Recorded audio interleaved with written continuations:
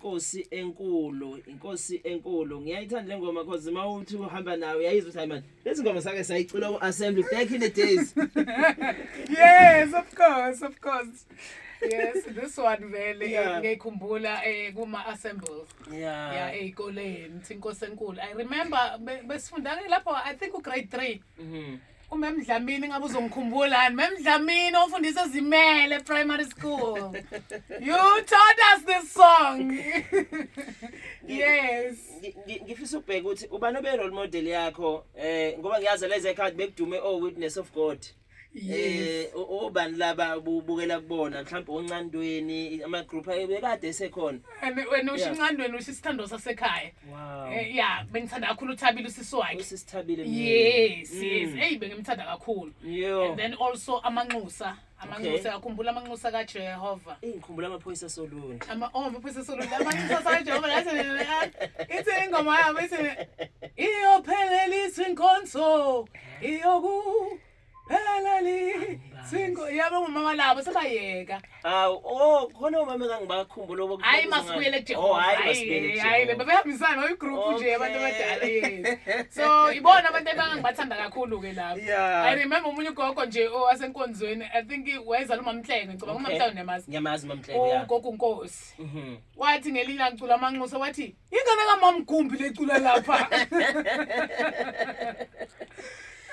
Ngifuna ukubheka umculo wakho ngibuka indlela oprofessional ngakhona ukhona ngisho online ubani lo okusiza kangaka ekuthini into yakho ibe professional ngalohlobo because siyazi abanye abantu mabecula ngiyabhuka ukuthi ingoma mangibuka la ukuthi releasewe ngomhla ka 1 July 2024 and ikhona online yonke indawo ngisho kuma iTunes ikhona kwenzeke kanjani Spotify ikhona yatholakala so icompany ethathile umsebenzi wami yangidistributela lapho yes so ukuze kube easy noma futhi ube recorded you can't just store it or steal it nama rights wonke exactly yes so ngifunde lapho ngisizwa kakhulu njengoba kade bese ngimentionile before ukuthi bekhona insizwa ezingisiza kakhulu leza ku ETV zangifundisa ukuthi okay ingoma zakho ke before uzishare you need to record them uhambe kwa Sambro uphinde kwiRika athi izinto engazazi zonke lezo umusic awudlali nje ngoba nakho uthi mnandi yes so sithola kanjani lezi ngoma ke kunomuntu olalele mhlawumbe ozizwayo uyithandayo nabafisa nje ukuxhumana nawe baxhumana kanjani nawe yes ngiyabonga ngqhubeka ngalokho Nqaba Yembube High School supportani ulungile Gumbi Durban University of Technology Ndumiso Nkosi yami angazi ngingathini so ngiyatholakala enkundleni zokuxhumana zonke kuma social kuwo wonke ama digital channels ngiyatholakala ku Spotify you just type Kagumbi and then you follow click follow bakithi you just type Kagumbi ku YouTube channel and then nakhona uview lapho ubuke and then ucofa isithupha uthi ngichazelele ngisemakhaya manje cofa isithupha lapha lokusho ukuthi you like it and then kukhona ibhokisi elimnyama elibhalwe subscribe ngiphesile kudala nqubeko you umlandeli omsukela namhlanje uzothola zonke izinto and then also ulandele ku Facebook page yami nginayo ethi Kagumbi and then bese upha ku dash uthi the worshipper and then this is my page that one.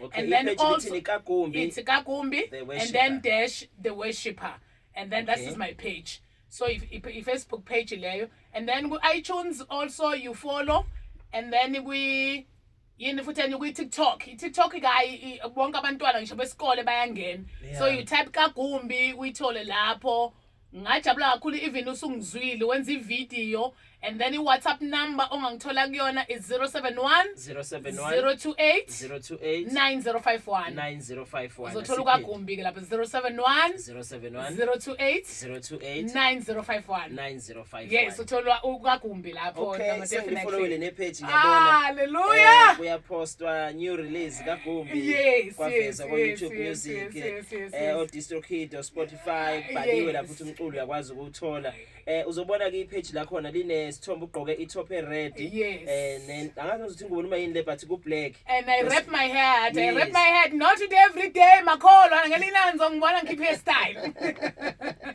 Sesivala ama shoutouts akhona yini efisa nje ukuthi ubabingelele before sivale?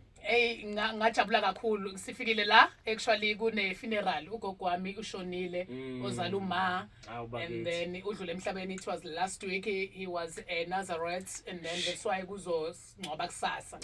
So may his soul rest in peace. And then ngiyabingelela ke kwaNxumalo phansi lapha bathi kusemlaza abantu abadurile laba bayibiza uthi basemlazi lapha.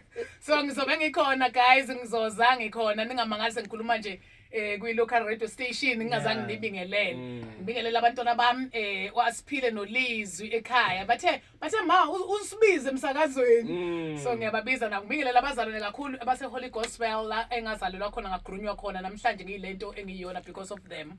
And then ke ukuthi ke i local radio station ayifiki bathi ePitori kodwa ke bangirecorda ePitori izofika lento. Pitori la ningikhulise khona. This is your product guys. And then ngiyabingelela umndeni wami wonke, ngiyabonga Mnikelo ungixhumanisana ngibeka.